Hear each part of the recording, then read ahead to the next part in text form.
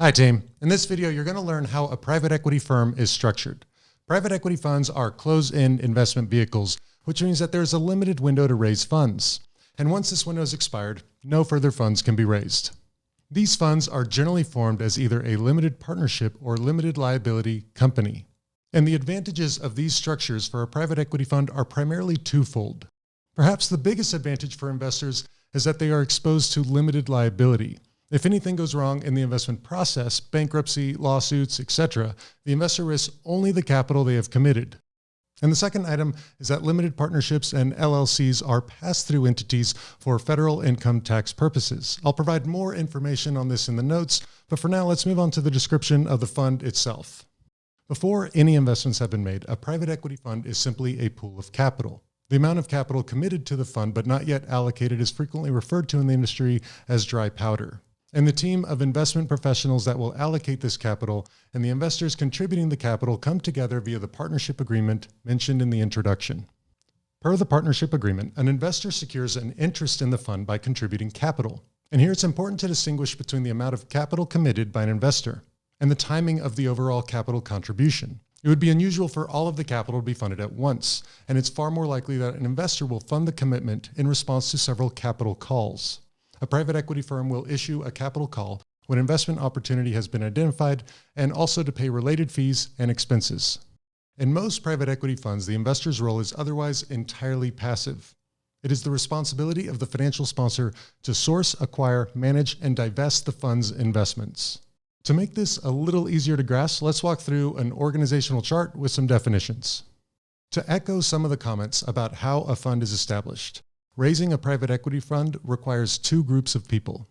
First, you have the financial sponsor, which is the team of individuals that will identify, execute, and manage investments in privately held operating businesses. This is generally comprised of both a general partner and a management company. The general partner is the entity with the legal authority to make decisions for the fund. This entity also assumes all legal liability.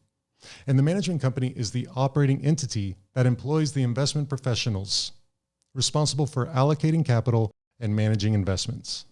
Next, you have your investors. These are the individuals that will provide the capital to make those investments. Because funds are generally formed as limited partnerships, investors are often referred to as limited partners.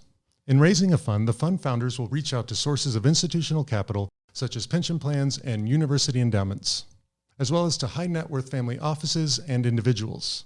The commitment to the fund, known as the capital commitment, will be made via a partnership agreement stipulating that the capital invested or resulting assets will be returned within a fixed period of time, typically not more than 10 years.